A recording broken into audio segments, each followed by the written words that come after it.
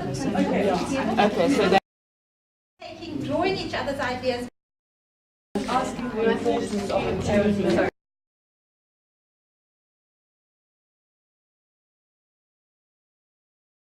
percolate from that some of the thinking and ideas that are emerging from these conversations. From the conversations. Okay, so they more sort of on that side. Okay, can I ask this group, please, if you would be happy, yellow group, yellow heart, to talk to us first about what emerged for you. Themes, you must come in and talk as well.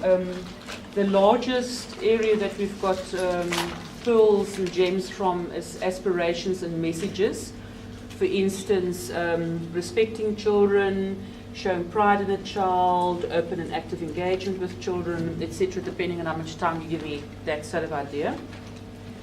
Then the second largest group we've got is barriers.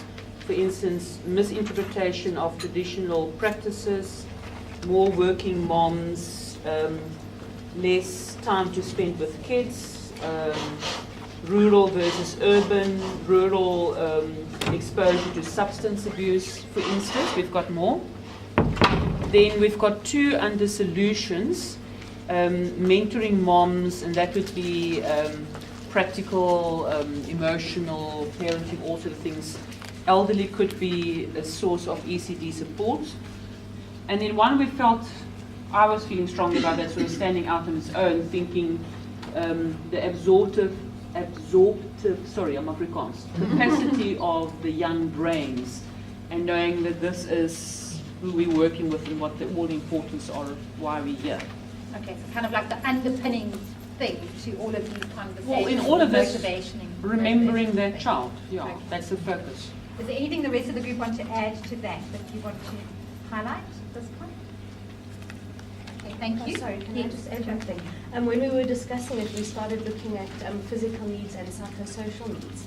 And through that process, I think that, I hope you guys agree, we realized how absolutely inextricably linked they are.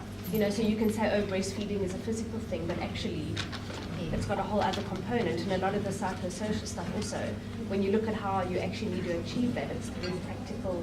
So physical needs and psychosocial needs have to be balanced, but they also cross over a lot. And I think that talks very much to how we then intervene and the kinds of programs, because what we tend to see has happened is we're separating early childhood care from early development. And we really are needing to begin to address the fragmentation. I've got a little mantra in my head at the moment about one child, one system. That we're needing to be providing one lot of services to children in one place to make it accessible so that we reduce the kind of fragmentation that parents experience, that children experience, and that the system perpetuates. So I think it does talk to some of that as well, which is quite interesting around the programming element.